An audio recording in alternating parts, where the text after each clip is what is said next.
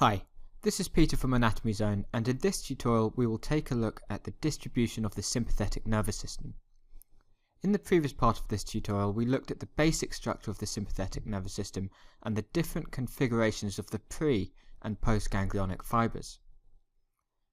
Now I'd like to take a look at examples of these different paths that the sympathetic fibres can take in the body. The branches of the sympathetic chain have somatic and visceral distribution. So somatic relates to the skin and the body wall, and visceral relates to the internal organs. So each spinal nerve has a contribution from at least one grey ramus, and this supplies a segmental skin area with these sympathetic fibres. This setup is like the first example we looked at in the previous tutorial, where the sympathetic fibre leaves the ventral horn and enters the sympathetic ganglion via the white ramus, and then forms a synapse with the postganglionic neuron, which leaves via the grey ramus and travels in the spinal nerve to supply the skin. So this kind of sympathetic innervation provides three functions. It provides vasomotor, pilomotor and pseudomotor function to the skin. So vasomotor means that it vasoconstricts the arterioles in the skin. Pilomotor means that it supplies the erector pili muscles, so this pilomotor function causes hairs to stand on end when they contract. So pseudomotor means it supplies sweat glands. So three functions there: pilomotor, vasomotor, pseudomotor. So you get this kind of configuration in which the skin is supplied by sympathetic fibres at every spinal level. Now next we'll take a look at the visceral distribution of the sympathetic nervous system, and this is where things get a little bit more interesting. Remember we talked about how the neuron could enter the sympathetic trunk and ascend or descend. This is the case for sympathetic innervation to the head and neck, and also to lower abdominal and pelvic viscera through sacral splanchnic nerves. Head and neck sympathetic fibres arise from the ganglia in the sympathetic chain, and these fibres supply the skin and the eyes. So the neuron ascends into the cervical ganglia, and then the postganglionic fibre ascends along blood vessels that go to the head and neck.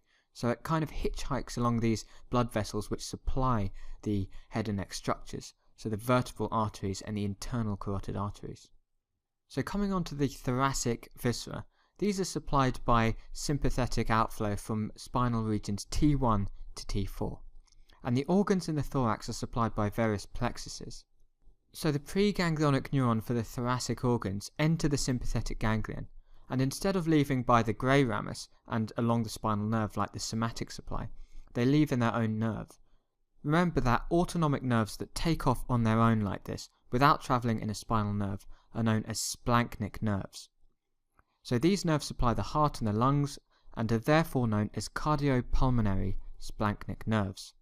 It is important to note that these splanchnic nerves are post-synaptic, so the fibres arise after synapsing in the sympathetic ganglia.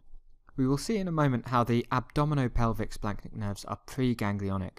These cardiopulmonary postsynaptic sympathetic fibres project by these splanchnic nerves to various plexuses and are then distributed to innervate their target organs.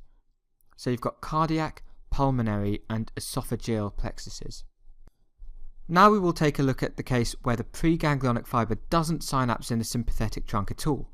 Instead it passes straight through it and forms a synapse in a peripheral ganglion.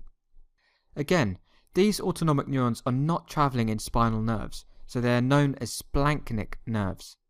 These splanchnic nerves supply the abdominal and pelvic viscera, and are known as abdominopelvic splanchnic nerves. They project to ganglia which are located in front of the vertebra, around the various branches of the aorta.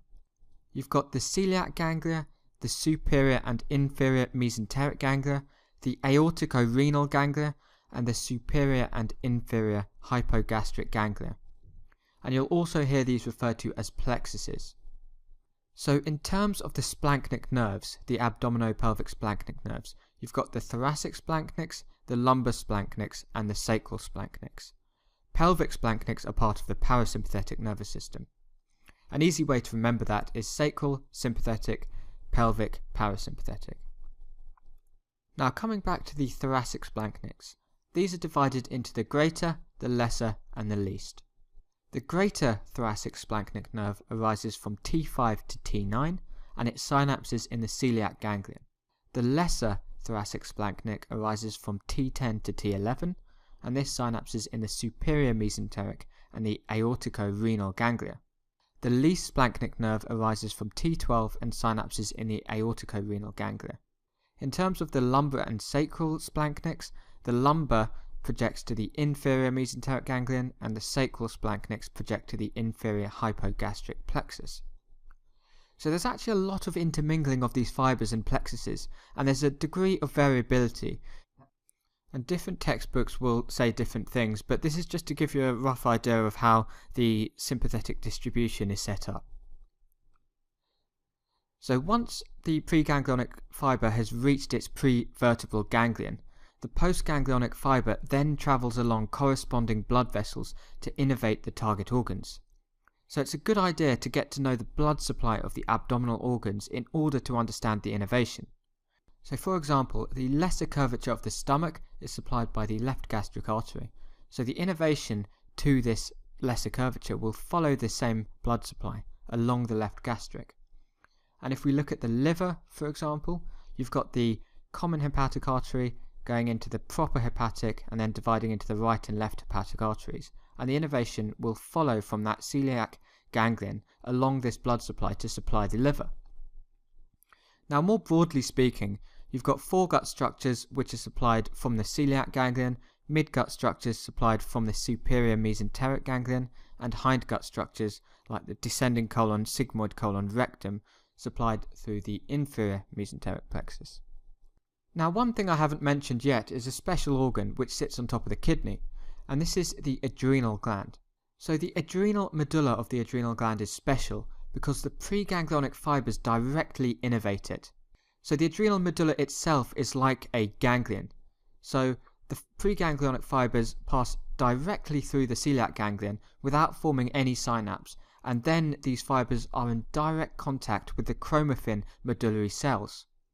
So just like other preganglionic fibres, the neurotransmitter between the preganglionic fibre and the adrenal medulla is acetylcholine. So when activated, this stimulates the adrenal medulla to release adrenaline and noradrenaline directly into the circulation. So hopefully that's given you some idea about the distribution of sympathetic fibres in the body. Now, what we haven't mentioned yet is the afferent component of the sympathetic nervous system. So we'll just cover this very briefly. So just like the somatic afferent fibres, visceral afferent fibres have their cell bodies located in the dorsal root ganglia. Now, in terms of the path that these afferent fibres take to the CNS, it's probably best to think in terms of painful stimuli and non-painful stimuli. So afferents conveying painful stimuli travel with the sympathetic pathways that we've described. Non-painful stimuli pass with the parasympathetic pathways. And there's an exception to this rule. So in the pelvis, the upper part is like I mentioned, so visceral pain travelling with the sympathetics and non-painful stimuli travels with the parasympathetic. But in the lower pelvis, you've got painful stimuli and non-painful stimuli travelling with the parasympathetic component. So hopefully that's given you a good overview of the anatomy of the sympathetic nervous system.